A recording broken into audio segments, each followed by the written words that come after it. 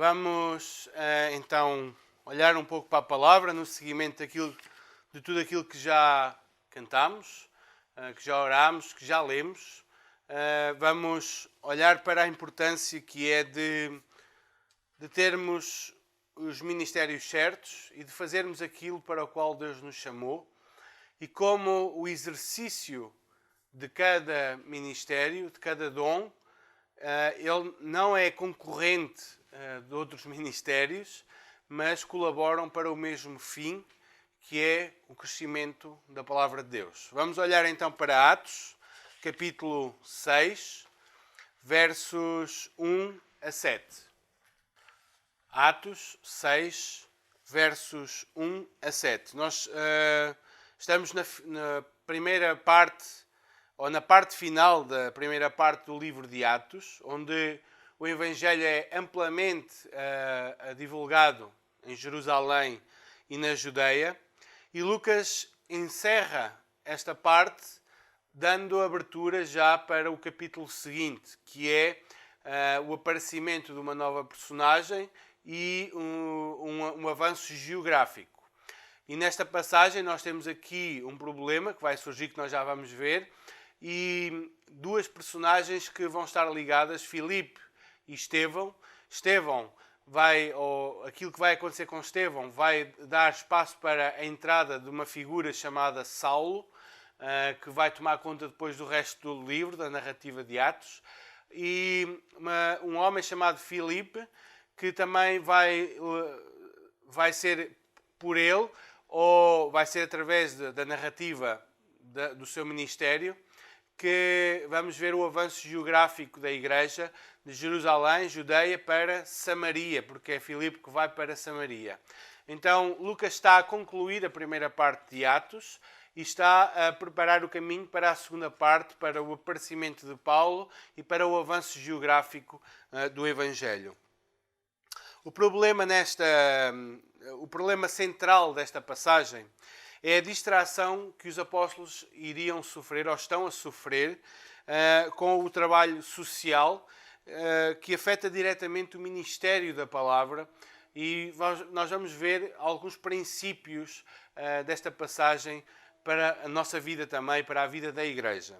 Nós, a semana passada, vimos a importância da palavra de Deus para a vida de cada um, em particular. Todos nós, individualmente, precisamos de conhecer a palavra, de estudá-la nas nossas casas, meditar sobre ela.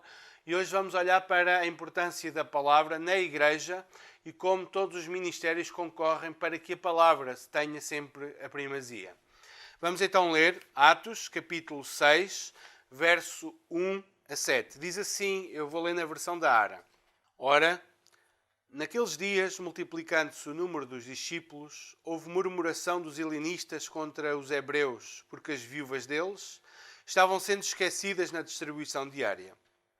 Então, os 12 convocaram a comunidade dos discípulos e disseram: não é razoável que nós abandonemos a palavra de Deus para servir às mesas. Mas, irmãos, escolhei dentre vós 7 homens de boa reputação, cheios do Espírito e de sabedoria, aos quais encarregaremos deste serviço. E quanto a nós, nos consagraremos à oração e ao ministério da palavra. O parecer agradou a toda a comunidade e elegeram Estevão, homem cheio de fé e do Espírito Santo, Filipe, Prócoro, Nicanor, Timão, Pármenas, Nicolau, prosélito de Antioquia. Apresentaram-nos perante os apóstolos e estes, orando, lhes impuseram as mãos. Crescia a palavra de Deus e, em Jerusalém, se multiplicava o número dos discípulos. Também muitíssimos sacerdotes obedeciam à fé. Até aqui a palavra de Deus. Nós olhamos para esta passagem e vemos aqui um problema que está descrito no versículo 1. E o problema é exatamente a questão do trabalho social. Nós lemos no capítulo 4, no verso 35, que as pessoas depositavam o seu dinheiro da venda das suas propriedades aos pés dos apóstolos e eles distribuíam para que ninguém tivesse falta alguma. Só que com o aumento do trabalho, o aumento dos discípulos, dos cristãos, a coisa começou a ficar um pouco descontrolada e começaram a não conseguir dar conta do recado. Costuma-se dizer que quem muitos instrumentos toca, algum fica para trás, não é? E a verdade é que com o aumento do número de crentes, do número também de necessitados, o avanço ou o aumento do trabalho social, começaram a surgir problemas porque não se estava a dar conta do trabalho. Então surge um problema de murmuração entre cristãos de cultura e fala grega e cristãos de cultura e fala aramaica ou judaica. Todos eram judeus, eu quero lembrar isso. Só que uns eram judeus que tinham vindo da diáspora, ou seja, judeus que tinham a língua grega como língua principal, a cultura grega, e que tinham vindo morar para Jerusalém. E outros eram judeus que já viviam em Jerusalém de fala aramaica.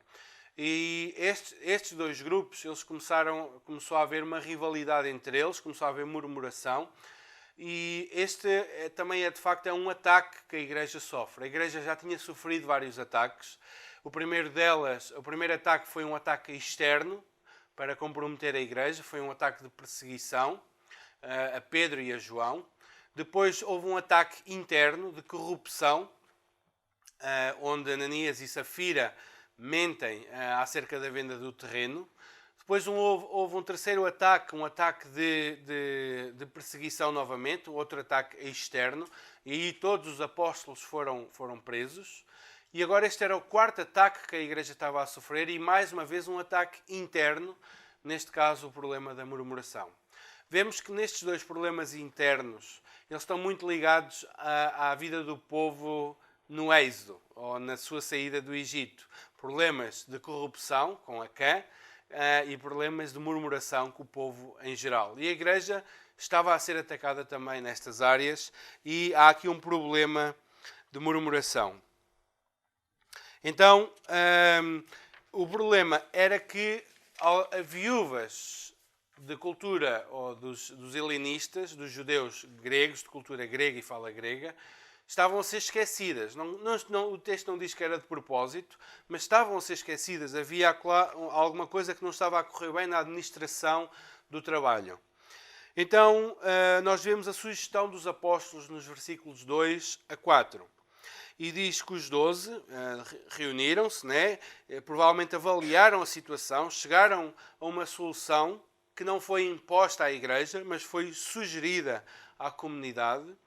E algumas verdades que eu quero destacar desta solução ou deste entendimento que os apóstolos tiveram. Em primeiro lugar, eles reconheceram qual era o seu chamado. Eles não estavam a dizer que servir às mesas era menos importante. Mas eles reconheceram que esse não era o chamado deles. Eles disseram, não é razoável que nós abandonemos a palavra de Deus para servir às mesas. Eles não estão a dizer, eu tinha um trabalho tão importante e agora não me vou rebaixar a servir às mesas. Não é isto que os apóstolos estão a dizer. Eles estão a dizer é que o chamado deles era o chamado para o ministério da palavra, não para servir às mesas. Eles já o faziam antes. Mas dedicarem-se totalmente a este problema era defraudarem a sua própria vocação que Deus e que o Senhor Jesus lhes tinha dado de serem ministros da palavra. E esta é uma armadilha muitas vezes usada por Satanás para nos distrair das nossas obrigações. Nós não sabemos qual é o nosso ministério, sabemos qual é a nossa vocação, sabemos o que é que deveríamos fazer, mas às vezes surgem coisas importantes, urgentes, que têm que ser respondidas, é lógico, mas nós deixamos-nos distrair por elas a ponto de nos esquecermos de qual é o nosso ministério, a ponto de esquecermos qual é o trabalho para o qual Deus nos chamou para o servirmos na sua igreja, servirmos o seu povo e servirmos a Ele, como é lógico. Então eles recomendaram que a igreja escolhesse homens para este serviço. E havia 3 requisitos. e provavelmente não são os requisitos que muitas vezes procuramos nas pessoas para ministrar e para servirem na igreja. Os 3 requisitos, o primeiro deles é homens de boa reputação, ou seja, homens respeitados, ou que se dão ao respeito, homens que não têm uma vida dissoluta, mas homens onde as pessoas olham e veem um bom testemunho, veem pessoas com qualidades, pessoas que não andam na boca do povo por más razões, mas homens de boa reputação. Então eram homens respeitáveis. Em segundo lugar, o segundo requisito, eram homens cheios do Espírito Santo, ou seja, homens espirituais. Homens que não é por se fazer um serviço tão prático como servir às mesas, que não quer dizer que então qualquer pessoa pode fazer. Não, os homens que foram escolhidos para isso deviam ser cheios do Espírito Santo. Deviam ser homens que buscam o Senhor, que têm intimidade com Deus, homens verdadeiramente espirituais. E em terceiro lugar, eram homens práticos, cheios de sabedoria ou com sabedoria. E nós sabemos que a sabedoria na Bíblia não é sabedoria somente do conhecimento, da intelectualidade, mas é sabedoria, revela-se em coisas práticas, o saber como viver, o saber fazer algo. Vemos no Antigo Testamento, Deus deu sabedoria para construir, Deus deu sabedoria para fazer isto, para fazer aquilo, porque a sabedoria é algo muito prático, é saber fazer algo, é ter conhecimento de como fazer as coisas. Então, as 3 características eram homens de boa reputação, espirituais e práticos, ou seja, cheios de sabedoria. E aqueles homens, apesar de prestarem um serviço prático entre os crentes, eles deviam ser escolhidos pela sua vida e pela sua espiritualidade. E este é um ponto importante para nós. Quando nós pensamos em alguém para o ministério, ou para um ministério, não é para o ministério. Às vezes confundimos para o ministério como se fosse o ministério da palavra. Não, para um ministério, para um serviço dentro da igreja, do povo de Deus, nós muitas vezes negligenciamos estes 2 requisitos. Homens de bom testemunho e homens espirituais. E devíamos olhar mais para estas características. Atenção que eles não escolheram homens com base no seu passado. Por exemplo, eles podiam dizer, ok, o problema é a administração de refeições, então vamos escolher pessoas que estejam ligadas à hotelaria ou à restauração, pessoas ligadas a esses meios, que estejam habituadas a lidar com isso, para então fazerem este trabalho. Na igreja não funciona assim. A profissão não determina absolutamente o ministério da pessoa dentro da igreja. A pessoa pode ter uma profissão, mas dentro da igreja o seu dom, o seu chamado é para fazer outra coisa completamente diferente da sua profissão. Não quer dizer que seja sempre assim, não quer dizer que não haja uma relação e até um benefício de pessoas que exercem certas profissões de serem prestáveis nessas áreas dentro da igreja. Mas não tem que ser assim. Não tem que ser assim. E mais, eles deveriam estar consagrados, separados, os apóstolos. Deviam escolher 7 homens para o serviço prático, e os apóstolos, eles deveriam estar consagrados ou separados à oração e ao ministério da palavra. E aqui nós às vezes exaltamos um ministério acima do outro e temos o ministério da palavra e o serviço às mesas. Temos o ministério da pregação e o serviço do louvor, ou o serviço da limpeza, ou o serviço da ação social. Mas a verdade é que o texto bíblico ele usa a mesma palavra no grego, a diaconia, ou diaconeu, para se referir ao serviço da palavra e ao serviço do servir às mesas, ou o ministério da palavra e o ministério da ação social. Não há aqui uma inferioridade. Há sim cada pessoa estar a fazer aquilo para o qual Deus o chamou.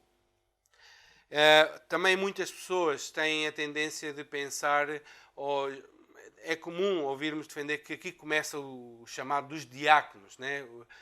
O texto não está a falar aqui de diáconos, o texto não está a instituir diáconos, porque se usa a palavra diaconia, não significa que sejam diáconos que estejam a ser instituídos, porque os apóstolos também são diáconos da palavra. Então, este texto eu não creio que possa ser usado para falarmos do diaconato, embora os princípios aqui expostos possam ser usados também. Um problema estava a surgir: murmuração, distração, e a unidade dos crentes estava a ser ameaçada. Reparem que começava a haver rupturas entre os crentes. E estes homens são escolhidos não para fazerem um trabalho inferior, mas um trabalho diferente que não era o dos apóstolos. John Stott ele diz assim: nenhum ministério é superior ao outro. Ambos são ministérios cristãos, ou seja, meios de servir a Deus e ao seu povo. Ambos exigem pessoas espirituais, ou seja, cheias do Espírito Santo. A diferença está na forma que cada ministério assume, exigindo dons e chamados diferentes. O trabalho destes homens não era de segunda classe, nós temos que perceber isto, mas exercerem o chamado e libertarem os apóstolos para o chamado deles. E nós vemos aqui que não era uma rivalidade, era uma cooperação para que cada um fizesse a sua parte. E no versículo 5 e 6, a comunidade aceita, a igreja aceita esta sugestão. Então eles escolheram homens, e tem aqui os nomes deles, homens gregos, judeus gregos.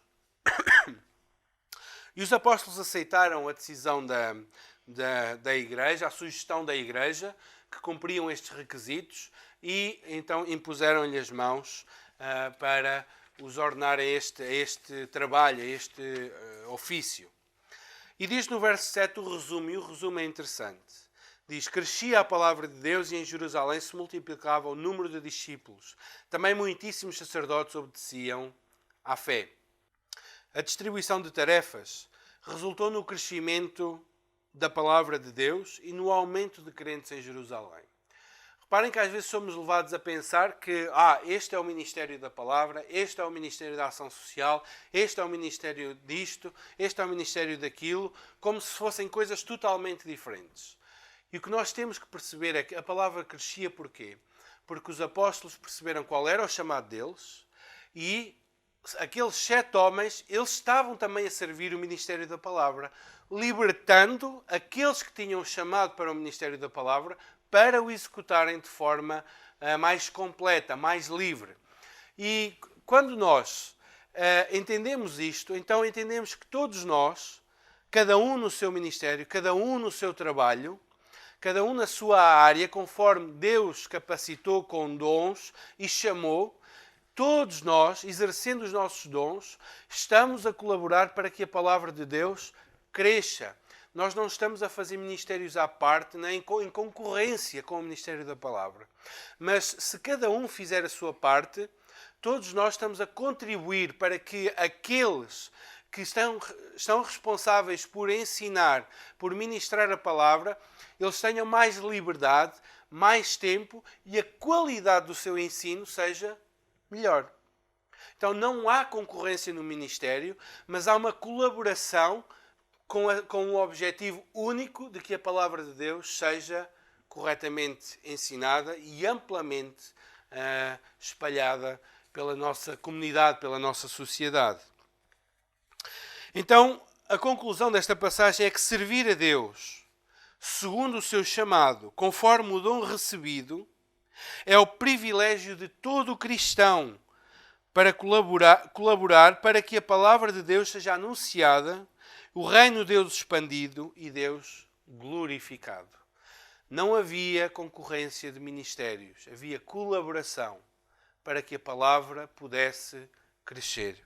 E há algumas aplicações que eu quero trazer. A primeira delas, pastores e presbíteros, eles devem ficar, pastores ou presbíteros, devem ficar focados no ministério e não da palavra, e não no ministério errado, ou ter um foco errado. Porque quando aqueles que estão incumbidos de ensinar a palavra, eles se focam noutras coisas além dessa, a igreja não vai sair abençoada, vai ser prejudicada. Presbíteros que não assumem a sua responsabilidade de ensinar a palavra, e nós aqui os apóstolos tinham uma tarefa bem especial, mas a responsabilidade de ensinar a palavra é a mesma. Quando presbíteros não assumem esta responsabilidade, seja de forma pública, seja por discipulado, seja no ensino formal por classes, etc., quando o presbítero não assume esta responsabilidade, ele foge à sua principal responsabilidade. Ele foge ao ministério para o qual Deus o chamou, que é ensinar a palavra de Deus ao povo de Deus. Também, se há presbíteros que não entendem isto, há igrejas que não entendem isto e querem fazer dos presbíteros ou daqueles que estão a tempo inteiro o bombeiro que faz tudo. E isto não é bom. Porquê? Porque, mais uma vez, olhando para o entendimento dos apóstolos, não é bom que nós nos dediquemos a servir às mesas e negligenciar o ministério da palavra. Nós fomos chamados para o ministério da palavra. E quando nós focamos a nossa força, o nosso tempo, o nosso empenho em coisas diferentes daquelas para as quais fomos chamados, nós não vamos ter um bom ensino. Não vamos ter uma boa edificação. E estamos a sobrecarregar uns e a aliviar outros. Também, muitas vezes isto pode acontecer porque há uma desresponsabilização dos dons da igreja. Há uma desresponsabilização dos dons espirituais que Deus deu a cada um. Irmãos, meus queridos e amados irmãos, todos nós, todos vocês, têm um dom dado por Deus para exercerem na sua igreja, para a edificação do seu povo. Irmãos, vocês têm um trabalho a realizar. E se vocês não o realizarem, outros que têm outro trabalho vão ter que fazer o vosso e vão deixar o deles de lado. Por isso é bom quando cada um cumpre a sua parte, para que nós todos juntos possamos colaborar para o crescimento da palavra de Deus na nossa igreja, na Gafanha e onde quer que nós estejamos. E também, por último, um chamado para o serviço social, de visitação, de administração. Não entendam como inferior ao ministério da palavra. Não é inferior. É complementar.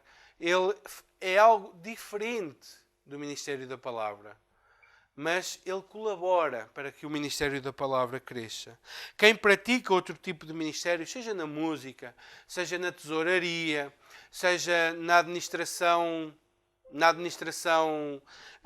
das coisas cotidianas da vida da igreja, quem pratica essas coisas não deve ver isso como um ministério inferior, mas que está a colaborar para que aqueles que ministram a palavra estejam focados nisso. Estejam focados nesse ministério. Irmãos, nem todos pregam, nem todos ensinam, mas todo o trabalho realizado pelo povo de Deus e para o povo de Deus e para a sociedade tem como propósito final fazer a palavra de Deus conhecida, amada e obedecida. E eu quero animar os irmãos. Busquem qual é o vosso dom, qual é a vossa chamada, para o que é que Deus vos chamou na vida da igreja local. E ponham essa vocação, esse dom em prática, para que ninguém seja forçado a trabalhar demais e para que cada um ocupe o seu lugar para a edificação do corpo e para o crescimento da palavra. Todos, lembrem-se disto, todos nós, fazendo a nossa parte, colaboramos para que a palavra de Deus cresça na nossa comunidade. Que o Senhor nos abençoe e realmente nos estimule a procurarmos sermos mais diligentes no exercício da nossa vocação e do nosso dom. Que o Senhor nos abençoe.